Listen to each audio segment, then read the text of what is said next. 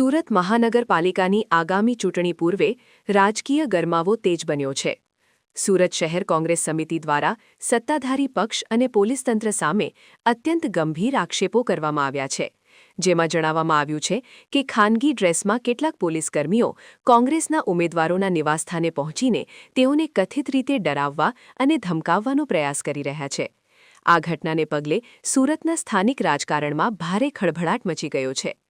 કોંગ્રેસના અગ્રણી નેતાઓના જણાવ્યા અનુસાર લોકશાહી પ્રક્રિયાને પ્રભાવિત કરવાના ઉદ્દેશ્યથી પોલીસ તંત્રનો એક હથિયાર તરીકે સ્પષ્ટ દુરુપયોગ કરવામાં આવી રહ્યો છે। તેઓનો આરોપ છે કે પોલીસ સાદા કપડામાં ઉમેદવારોના ઘરે જઈને તેઓને માનસિક રીતે તોડવા અને પક્ષપલટો કરવા માટે દબાણ કરી રહી છે। ચૂંટણી જેવી નિષ્પક્ષ પ્રક્રિયામાં કાયદો અને વ્યવસ્થા જાળવનાર એજન્સીની આ પ્રકારની કથિત દખલગીરીને કોંગ્રેસે લોકશાહી મૂલ્યોનું સીધું હનન ગણાવીને વખોડી કાઢી છે। આ સમગ્ર મામલે આક્રોશ વ્યક્ત કરતા સુરત કોંગ્રેસના નેતાઓ અને પ્રતિનિધિમંડળે તાત્કાલિક જિલ્લા કલેક્ટર કચેરી ખાતે પહોંચીને લેખિતમાં ઉગ્ર રજૂઆત કરી હતી।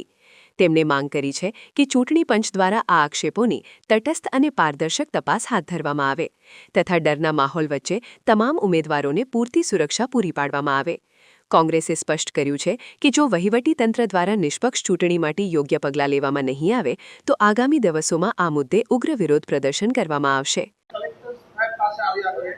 કારણ કે સ્થાનિક સ્વરાજ્યની સુરત મહાનગરપાલિકાની જે ચૂંટણી થઈ રહી છે એની અંદર ચૂંટણી પંચ દ્વારા જે નિયમો અને કોડ ઓફ કન્ડક્ટ જે લાગ્યા છે, આચારસંહિતા લાગી છે, એ પ્રમાણે કોંગ્રેસ સમિતિ અને કોંગ્રેસ પક્ષ એ નિયમ અને બાબતસર ચોકસાઈપૂર્વક કામ કરી રહી છે।